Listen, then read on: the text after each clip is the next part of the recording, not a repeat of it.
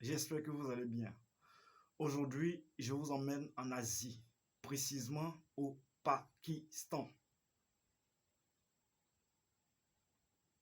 Vous savez, certainement vous aussi, vous avez remarqué, quand vous voulez voyager, si vous avez les moyens, il n'y a pas de problème.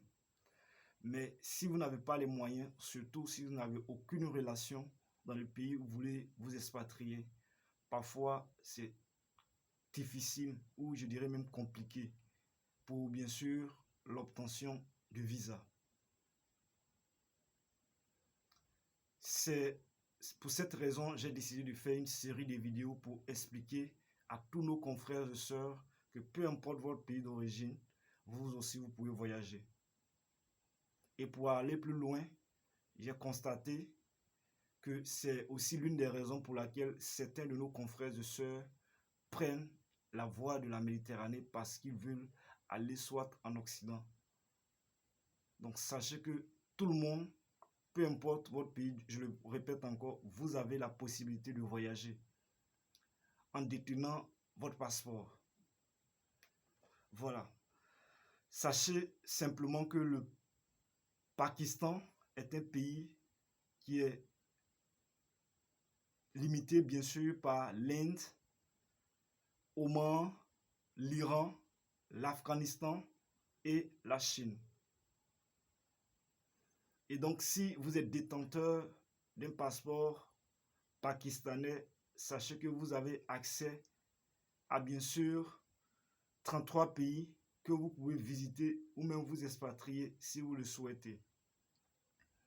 Donc, nous allons parler bien sûr des 4 possibilités donc vous disposez si vous voulez bien sûr sortir de votre pays. Voilà. Donc, la première possibilité, c'est concerne bien sûr le cas où on ne vous exige rien à part votre passeport et votre billet d'avion. Voilà, c'est tout ce qu'on vous demande. Et nous avons au total 11 pays. 11 pays dont vous pouvez avoir accès avec simplement votre passeport. Nous avons Barbade, Dominique, Gambie, Haïti, Île Cook, Micronésie, Montserrat, Rwanda, Saint-Vincent et les Grenadines, Trinidad et Tobago et enfin Vanuatu. Voilà. Maintenant, ce qu'il faut préciser, on vous demande, même si ces pays ne vous exigent rien, on vous demande d'acheter votre billet d'avion aller-retour parce que simplement, si vous ne le faites pas, il y a des cas où on peut vous expatrier. Parce que simplement, on se pose des questions. Est-ce que vous êtes allé pour une raison quelconque? On ne sait pas exactement votre intention. Alors que quand vous achetez votre billet d'avion aller-retour, ça ne met en aucun doute le fait que vous soyez sur ce territoire. Voilà. Donc c'est à vous de décider si vous voulez rester définitivement ou pas. Maintenant, si vous décidez de rester définitivement dans ces pays-là, il y a des démarches après 1 mois, 2 mois, 3 mois, ça va dépendre du pays. Vous êtes obligé de faire des démarches pour pouvoir y rester définitivement. Voilà. Ça, c'est la première possibilité. La deuxième possibilité concerne bien sûr le visa à l'arrivée.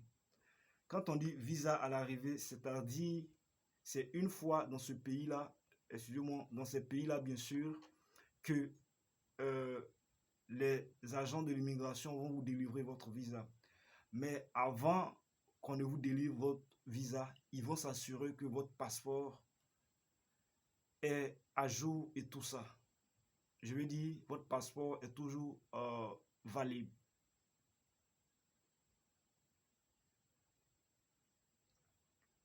Voilà. Et donc, nous avons au total 20 pays en ce qui concerne le visa à l'arrivée. Voilà. Donc, nous avons Bolivie, Burundi, Cambodge, Cap-Vert, Gomore, Guinée-Bissau, Madagascar, Maldives, Mauritanie, Népal, Niue, Palaos, Qatar, Samoa, Seychelles, Sénégal, Sierra Leone, Timor oriental, Togo, Tuvalu. Donc voilà la liste des 20 pays dont vous pouvez avoir accès, où c'est à votre arrivée qu'on va vous délivrer votre visa. Mais une chose qu'il faut savoir, sachez que le visa dans ce cas-là est payant.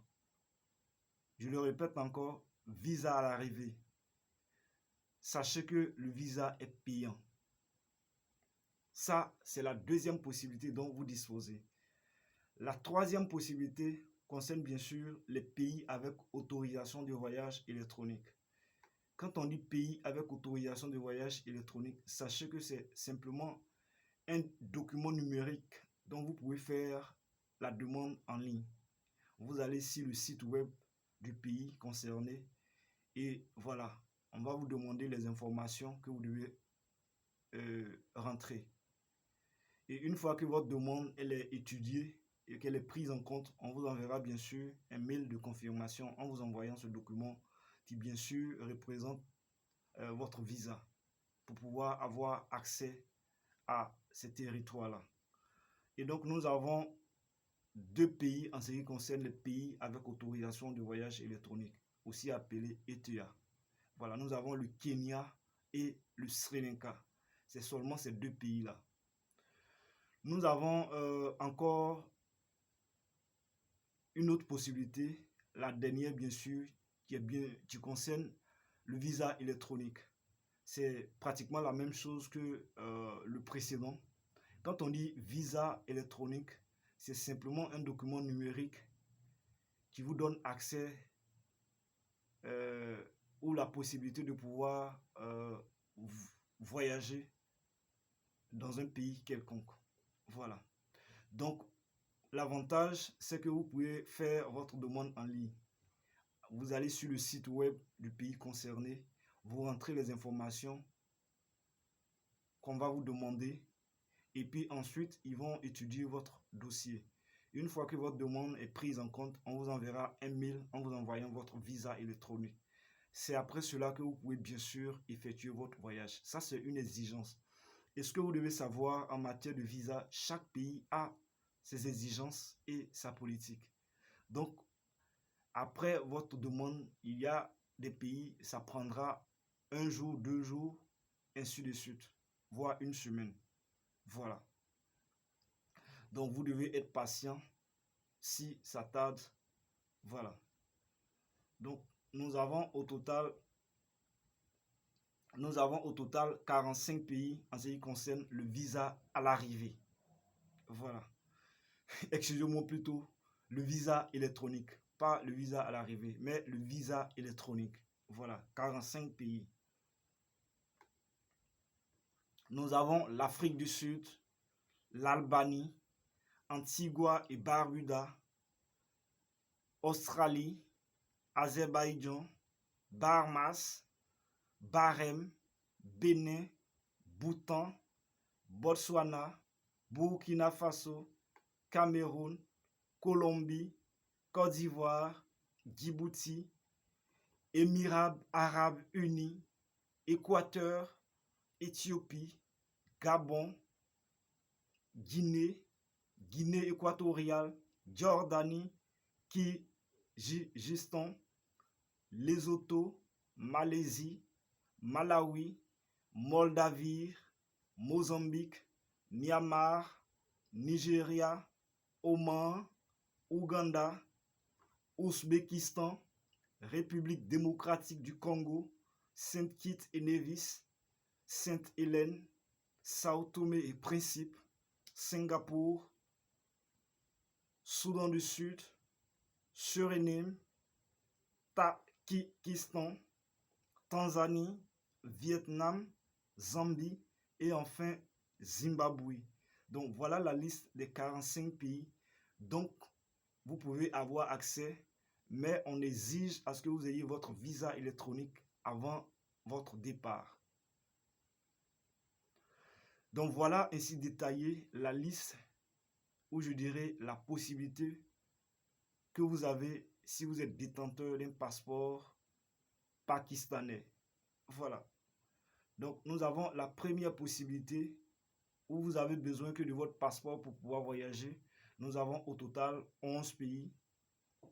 Et nous avons la deuxième possibilité qui est bien sûr le visa à l'arrivée. Et en ce qui concerne le visa à l'arrivée, nous avons 20 pays. Voilà.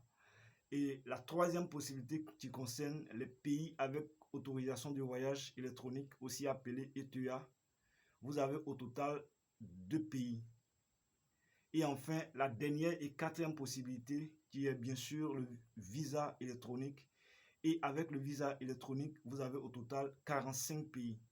Donc voilà les avantages, ou je dirais la possibilité que vous avez d'être, je dirais, détenteur d'un passeport pakistanais. Je vais laisser le lien de la vidéo en bas de description, comme ça vous-même vous pouvez vérifier la liste de ces pays-là.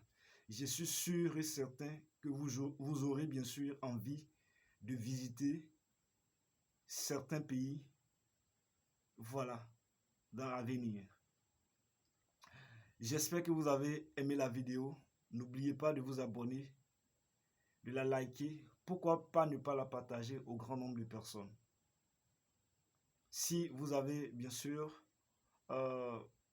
des questions, n'hésitez pas, on en parle dans les commentaires. Allez, portez-vous bien et on se dit à bientôt.